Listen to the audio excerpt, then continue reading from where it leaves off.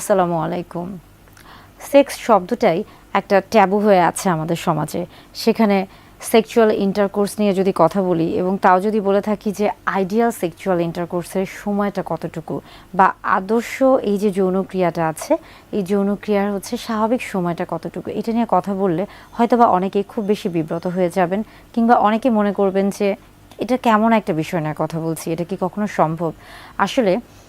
আমরা বলে থাকছি যে যৌনক্রিয়া তো প্রত্যেকটা নারী পুরুষ, প্রাপ্তবয়স্ক নারী পুরুষের ক্ষেত্রে খুবই স্বাভাবিক এবং প্রাকৃতিক একটি প্রক্রিয়া। এবং এই প্রক্রিয়ার ক্ষেত্রেও কিন্তু অনেক সময় দেখা যাচ্ছে যে অনেকেই বিভিন্ন দ্বিধা দ্বন্দ্বে থাকেন। অনেকেই হচ্ছে আমাদের সমাজে এমন অনেকেই আছেন যারা এটা নিয়ে কথা বলতে চান না, আবার অনেকে আছেন যখন তারা কথা বলছেন তখন সেখানে একটা কেমন জানি একটা বিরূপ মনোভাব নিয়ে কথা বলে থাকেন, হয়তোবা একটু কেমন জানি খোঁচানো একটা স্বভাব নিয়ে কথা বলে থাকেন। যেমন অনেক পুরুষদের ক্ষেত্রে দেখা যায় যে তারা যখন হচ্ছে তাদের বন্ধুবান্ধব বা আপনজনদের সাথে এই ধরনের কথাগুলো বলে থাকেন, তখন একজন আরেকজনকে খোঁচা দিয়ে বলেন যে তিনি তো অনেক লম্বা সময় ধরে সহবাস করেছিলেন,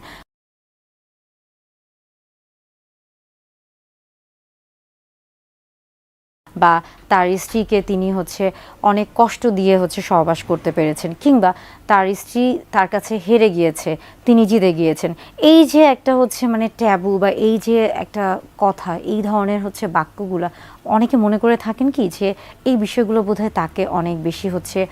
আমরা বলে থাকি কি যে রিয়েল হিরো, অনেকটা আসল পুরুষ বা আসল নায়কের একটা হচ্ছে মনোভাব নিয়ে তিনি এই কথাগুলো বলে থাকেন। কিন্তু আসলে তিনি কি বুঝছেন যে তিনি যে বিষয়গুলো নিয়ে কথা বলছেন এটা তাকে, তার যে বিবেক বা তার যে মনুষ্যত্ববোধ, এটা কতটা হচ্ছে নিচু মন মানসিকতার, কিংবা তিনি কোন বিষয়গুলো নিয়ে কথা বলছেন এটা কি তিনি আসলে বুঝতে পারছেন? কারণ এটা তো তার আসলে ব্যক্তিগত বিষয়। তাহলে কেন তিনি তার ব্যক্তিগত বিষয় নিয়ে আরেকজনের সাথে সমালোচনা করছেন বা আলোচনা করছেন, এবং কেনই বা তিনি আরেকজনের কাছে তার স্ত্রীকে ছোট করছেন? আচ্ছা, মূলত সহবাসের ক্ষেত্রে যে আদর্শ সময়টিকে বিবেচনা করা হয়ে থাকে তার আগে বলবো যে একটি গবেষণা করা হয়েছে এবং সেই গবেষণায় প্রায় 500 দম্পতির উপর গবেষণাটি চালানো হয়ে থাকে, এবং সেখানে দেখা যায় যে প্রত্যেক দম্পতির ক্ষেত্রে ইন্ট্রা ইজাকুলেটরি ল্যাটেন্সি টাইম, অর্থাৎ এই যে পুরুষ লিঙ্গের যোনিপথে প্রবেশের যে প্রথম যে ধাপটা রয়েছে সেই সময় থেকে শুরু করে পুরুষ লিঙ্গ থেকে বীর্যপাত হওয়া পর্যন্ত এই যে সময়টা, এই সময়টাকে আসলে বলা হয়ে থাকছে যে ইন্ট্রা ইজাকুলেটরি ল্যাটেন্সি পিরিয়ড বা টাইম। এই সময়টা আসলে মূলত হচ্ছে এক এক দেশে এক এক রকম, এবং এটা নির্ভর করছে বেশ কিছু বিষয়ের উপর। যেমন ধরুন যে ইউকে অথবা আমেরিকার ক্ষেত্রে এটা দেখা গেছে যে অনেকের ক্ষেত্রে 10 থেকে 15 মিনিট হতে পারে, আবার সবচেয়ে কম কিন্তু দেখা গেছে তুর্কির ক্ষেত্রে, এবং তাদের ক্ষেত্রে এটা হচ্ছে মাত্র 4 থেকে 5 মিনিট ছিল।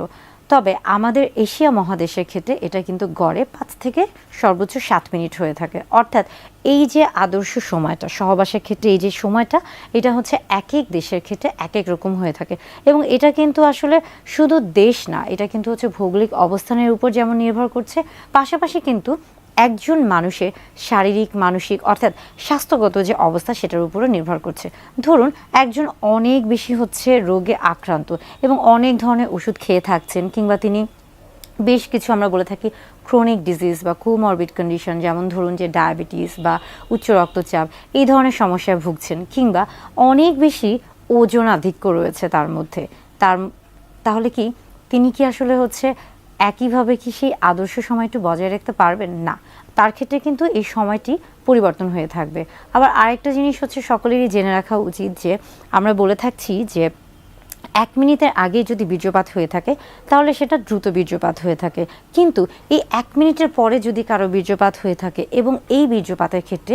নারী পুরুষ অর্থাৎ স্বামী স্ত্রী উভয়ে যদি তারা যৌন তৃপ্তি লাভ করে থাকেন, তাহলে এটা কিন্তু তাদের জন্য আদর্শ সময়। অর্থাৎ ওই যে আমেরিকা বা ইউকে বা তুর্কি বা এই যে এশিয়া মহাদেশের এই যে সময়টা, এটার সাথে আসলে কখনো নিজেকে মেলাতে যাবেন না। আপনার এবং আপনার সঙ্গীর যে সময়টা, এই সময়টা আসলে আপনারা দুইজন সঠিকভাবে উপভোগ করতে পারছেন কিনা, এবং সেখানে আপনাদের অর্গাজম হচ্ছে কিনা, বা আপনারা সর্বোচ্চ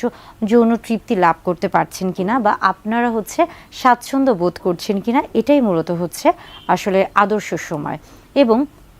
আরেকটা খুব গুরুত্বপূর্ণ বিষয় হচ্ছে যে সহবাসের ক্ষেত্রে কখনোই তাড়াহুড়া করতে যাবেন না, কখনো মাথায় এই জিনিসটা নেবেন না যে আমাকে 20 মিনিট 30 মিনিট হচ্ছে করতে হবে পারতে হবে, এটা আসলে কখনোই সম্ভব না। মূলত আমাদের এই যে এশিয়া মহাদেশে যে সকল পুরুষ রয়েছেন তাদের ক্ষেত্রে এটা আসলেই হচ্ছে হতে পারে, হতে একদম যে হতে পারে না তা না, তবে এটা অনেকটাই কিন্তু অসম্ভব বলেই বিবেচনা করা হয়ে থাকে। তাই সময়ের পিছনে আসলে না ছুটে সময়টাকে উপভোগ করুন এবং দুজন দুজনকে প্রাধান্য দিন, দুজন দুজনের ভালো লাগার উপর প্রাধান্য দিন, দুজন দুজনের আসলে যৌন তৃপ্তিটা দুজন সর্বোচ্চ সুখ লাভ করতে পারছেন কিনা সেটার উপর